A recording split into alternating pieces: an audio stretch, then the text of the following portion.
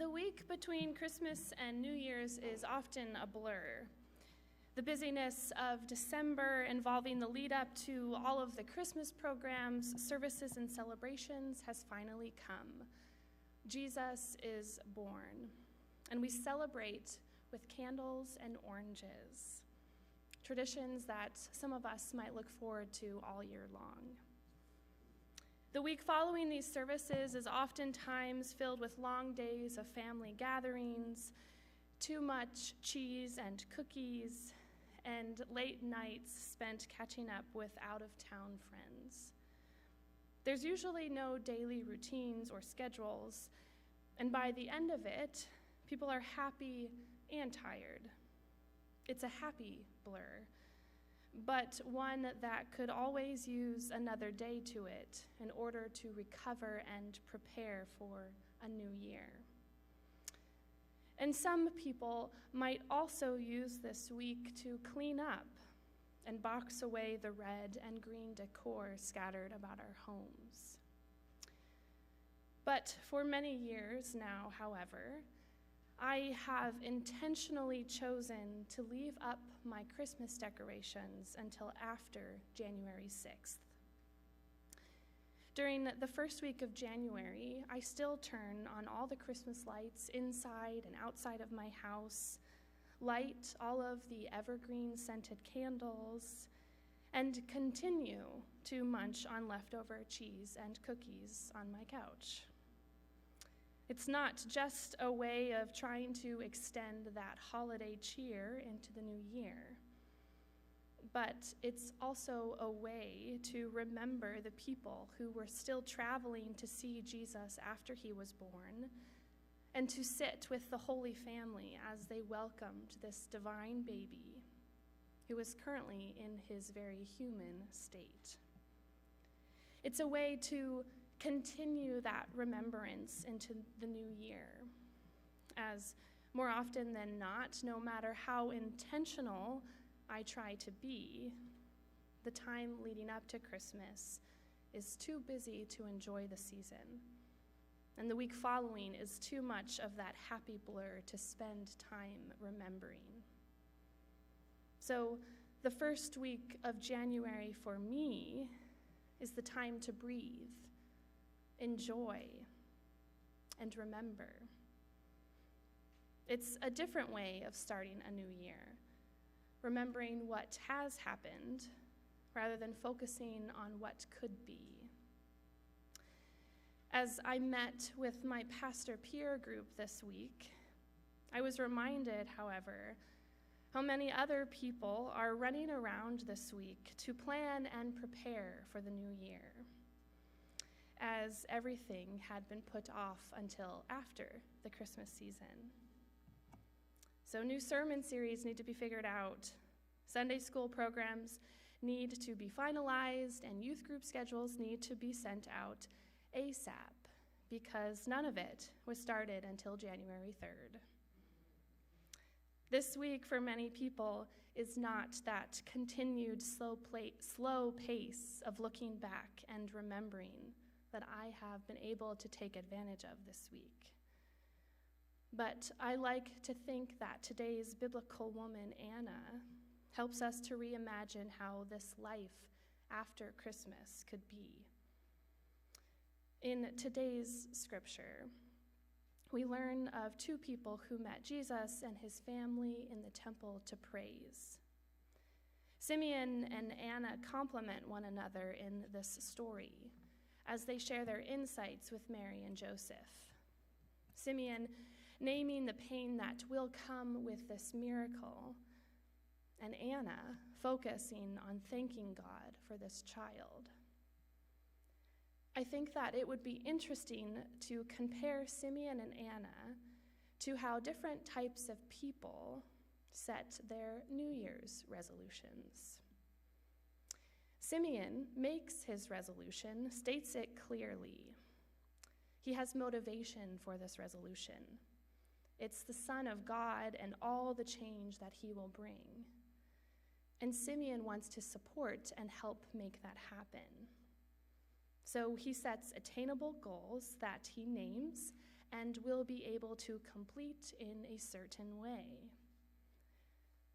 But Anna, on the other hand, is the type of person to enter into a new year with a one-word intention.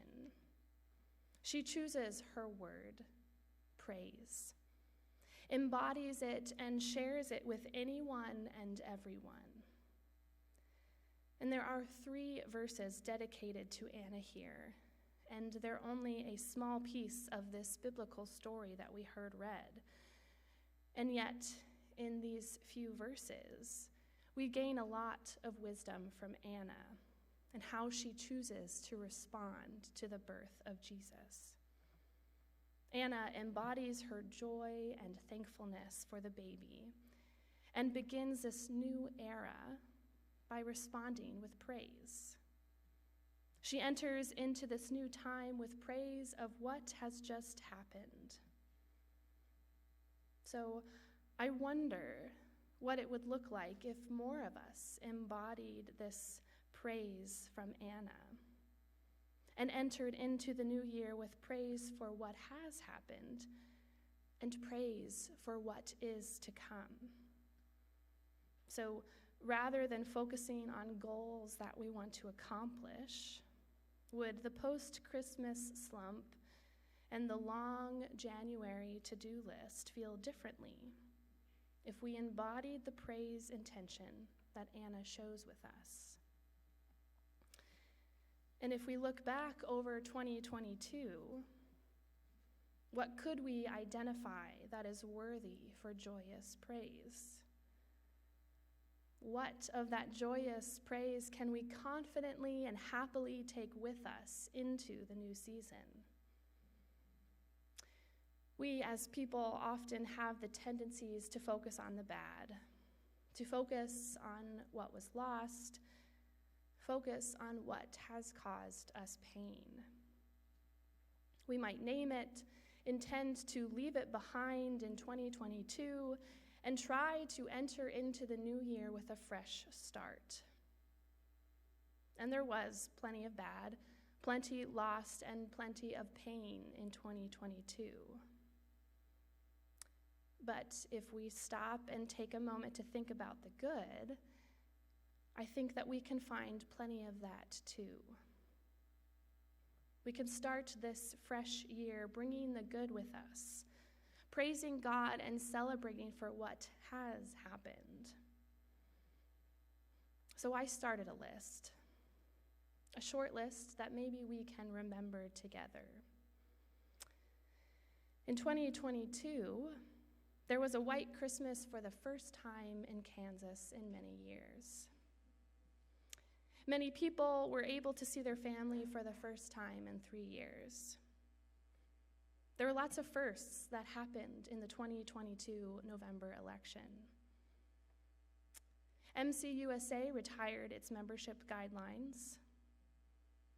New Year's cookies came back to the MCC sale. There were babies had and weddings that were celebrated. So many books were read and listened to by my friends. And someone finally turned the best childhood movie into a musical, Matilda. Sometimes life after Christmas can be gloomy as the holiday celebrations come to an end, and there may feel like there isn't much to look forward to until the flowers start to bloom again in spring. It's gloomy to pack away those Christmas lights and vacuum up the last of the pine needles. But the prophet Anna enters into the new year with joy, excitement, and praise. She enters into a new year not with to-do lists, but with an intention to praise, praising the good that has come and carries that forward with her. We get to enter into the new year with that same intention that Anna showed us. We get to enter into 2023 with the knowledge that Jesus did come, praising the many people who cared for him in those early years. So as we move forward with this new year, I hope that we do so not just with the new year, new me model, but with the praise that something good did happen. And the season hasn't ended. It's only just beginning.